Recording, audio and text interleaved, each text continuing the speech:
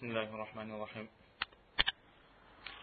نحمده ونصلي على رسوله الكريم أما بعد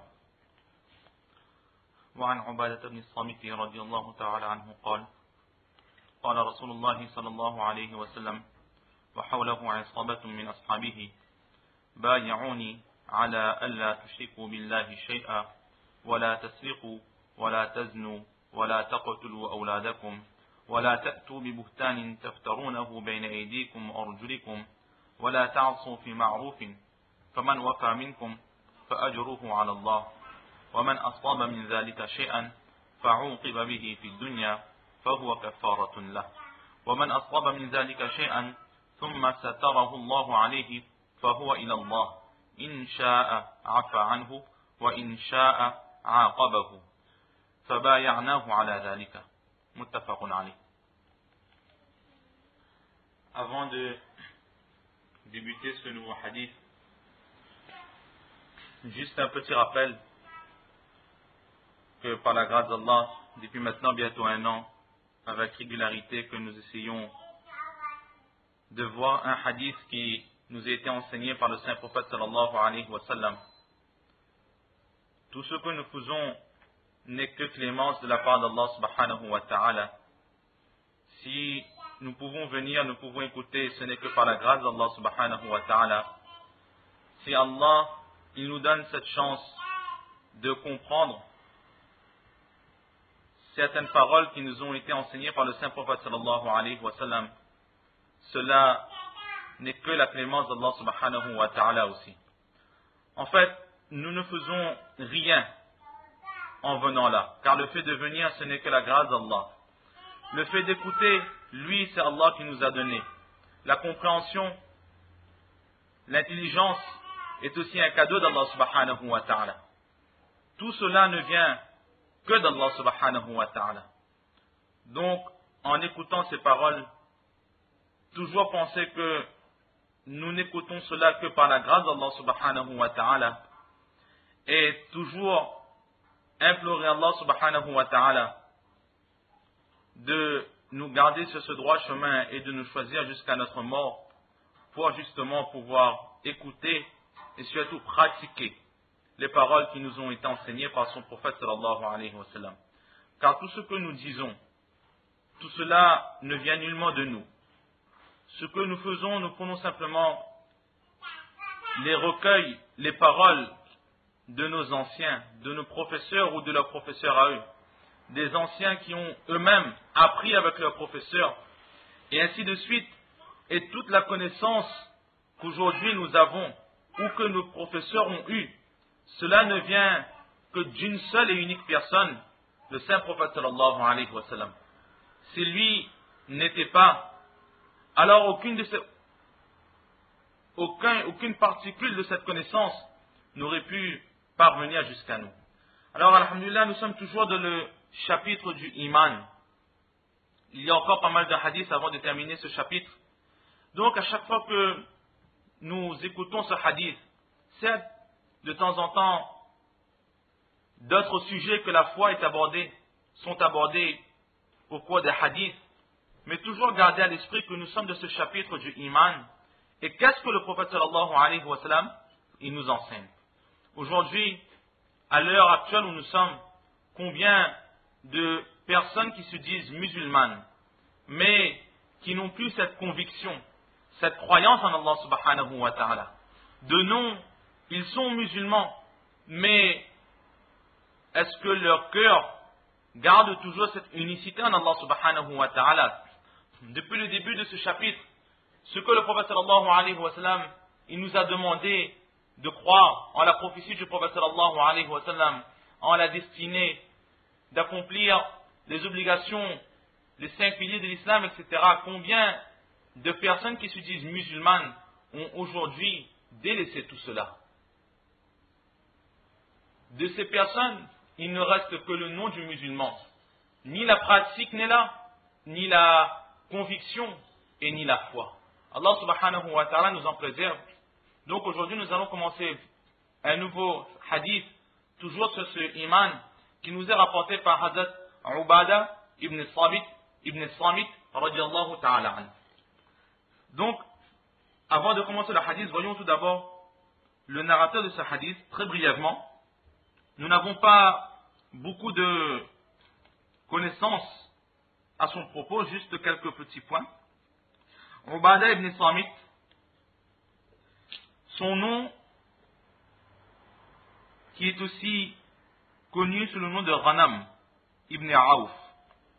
Et il était un Ansar, c'est-à-dire qu'il faisait partie des musulmans qui ont accueilli les musulmans mécois au moment de l'Hégire.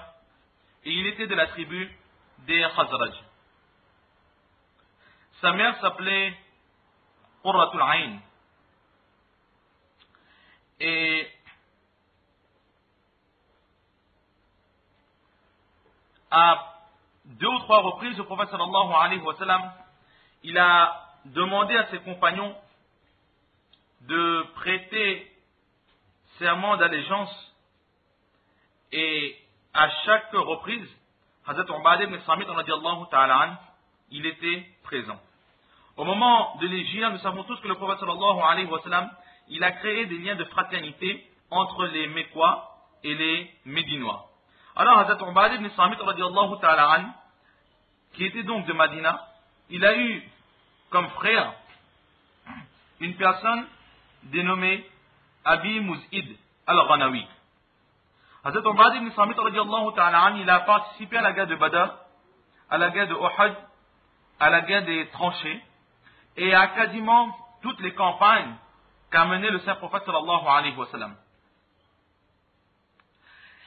Du vivant du saint prophète sallallahu alayhi wa sallam, le prophète d'Allah avait désigné Hazrat Ubadah ibn Samit radiyallahu ta'ala anhu comme trésorier. Il avait pour mission de distribuer les aumônes. Et là, le prophète sallallahu alayhi wa sallam lui a donné un conseil. Il lui a dit: oh Ubadah, crains Allah subhanahu wa ta'ala. En ce sens, et ne fais pas en sorte qu'au jour du Qiyamah, tu te présentes devant Allah subhanahu wa ta'ala avec contre toi des plaintes par rapport à ton manque de justice lors du partage de ces aumônes. Il est dit que du vivant du saint prophète sallallahu alayhi wa sallam, il y a 5 Ansar, 5 Médinois qui ont réussi à mémoriser le Coran dans son intégralité. Il y a Hazrat Mu'adh ibn Jabal, Hazrat Ubay ibn Ka'b, Hazrat Abu Ayyub, Hazrat Abu Darda radiyallahu ta'ala anhum, et aussi notre narrateur Hazrat Ubadah ibn Samit radiyallahu ta'ala anhu.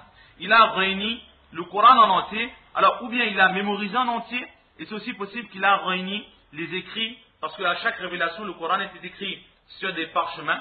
Il est possible aussi que là l'auteur il a voulu dire qu'il a réuni tous ces parchemins avec lui. Donc il avait d'une façon ou d'une autre une certaine copie du Coran en sa possession. Hazrat Ubadah ibn Samit radiyallahu ta'ala anhu, étant donné qu'il connaissait le Coran, il enseignait le Coran aux gens de Soufa. Le Soufa, c'est la petite école, la petite médiasa qui se trouve toujours dans le Masjid Nabawi à Madina Munawwara.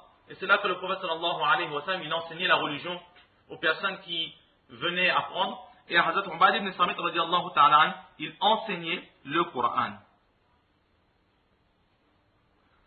Lorsque la Syrie a été conquise par les musulmans, Hazrat Omar ibn Khattab radiyallahu ta'ala anhu, qui était à l'époque le chef des croyants, a envoyé Hazrat Ubadah ibn Samit radiyallahu ta'ala anhu, ainsi que Hazrat Mu'adh ibn Jabal et Hazrat Abu Darda. Donc ces personnes aussi, nous avons cité en haut, ils avaient aussi réuni le Coran, ils connaissaient le Coran.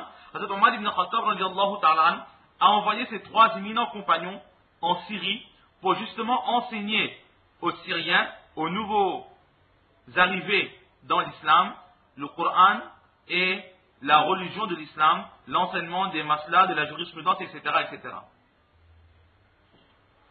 Hazrat Ubadah radiyallahu ta'ala anhu, il a pris résidence à un endroit qui est appelé Hims. Hazrat Abu Darda radiyallahu ta'ala anhu, il est parti à Damas, et Hazrat Mu'adh radiyallahu ta'ala anhu est parti en Palestine, qui faisait partie à l'époque de la Syrie. Puis, quelque temps après, Hazrat Ubadah ibn Samit radiyallahu ta'ala anhu, il a dû aussi émigrer en Palestine.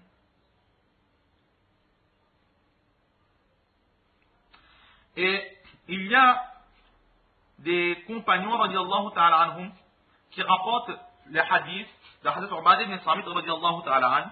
Parmi eux, il y a Hazrat Anas ibn Malik et Hazrat Jabir ibn Abdullah radiallahu ta'ala anhu. Et une grande partie des tabi'in, c'est-à-dire les gens qui n'ont pas vu le prophète sallallahu alayhi wa sallam, mais qui ont côtoyé les compagnons du prophète sallallahu alayhi wa sallam, une grande partie des tabi'in rapporte aussi le hadith de Hazrat Ubadah ibn Samit radiallahu ta'ala anhu. Il est dit que le premier juge qui a pris place en Palestine, après avoir été conquis par les musulmans, c'était Hazrat Ubadah ibn Samit radiallahu ta'ala anhu.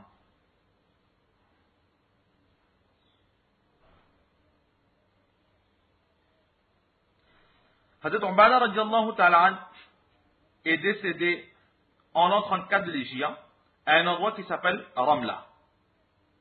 Peut-être ce qu'on appelle aujourd'hui Ramallah en Palestine. Certaines personnes disent qu'il est décédé dans le Baytul Maqdis alors qu'il était âgé de 72 ans. Il était grand, Allah subhanahu wa ta'ala lui avait donné une beauté et il était aussi imposant. Et donc voilà ce qu'on peut dire à propos de notre narrateur Hazrat Ubadah ibn Samit radiallahu ta'ala. Dans son récit, Hazrat Ubadah ibn Samit radiallahu ta'ala nous rapporte un récit, ou plutôt des paroles du saint prophète sallallahu alayhi wa sallam. Il nous dit que le prophète sallallahu alayhi wa sallam était en compagnie d'un groupe de personnes. قال رسول الله صلى الله عليه وسلم وحوله عصابة من أصحابه. Alors qu'autour de lui se trouvaient des compagnons. Isaba définit ici un groupe. Mais le mot Isaba est employé lorsqu'il y a au minimum entre 10 et 40 personnes. Lorsqu'il y a entre 10 et 40 personnes, le mot Isaba est employé. Donc, on va dire au minimum une dizaine de personnes qui étaient en compagnie du prophète sallallahu alayhi wa sallam. Et là, le prophète sallallahu alayhi wa sallam, il dit à ces personnes, Bayi'ouni, prêtez-moi serment d'allégeance. Donc, le prophète sallallahu alayhi wa sallam, il donne l'ordre à ses compagnons. Serment d'allégeance sur quoi? Que vous n'associeriez personne à Allah subhanahu wa ta'ala, que vous ne commettrez pas le vol, vous ne ferez point l'adultère, vous n'assassinerez point vos enfants, et vous préserverez des fausses accusations, des mensonges, suite à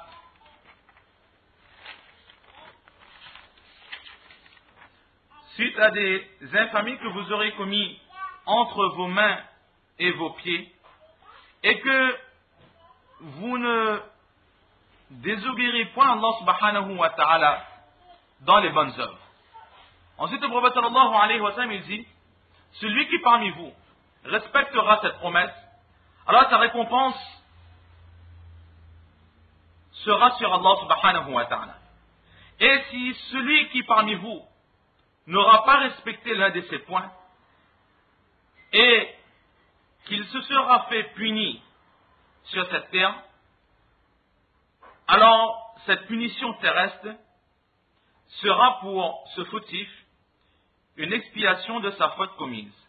Et celui qui aura commis une faute parmi les points cités en haut, mais qu'Allah subhanahu wa ta'ala aura caché sa faute, alors son avenir, sa destinée, dépendra d'Allah subhanahu wa ta'ala.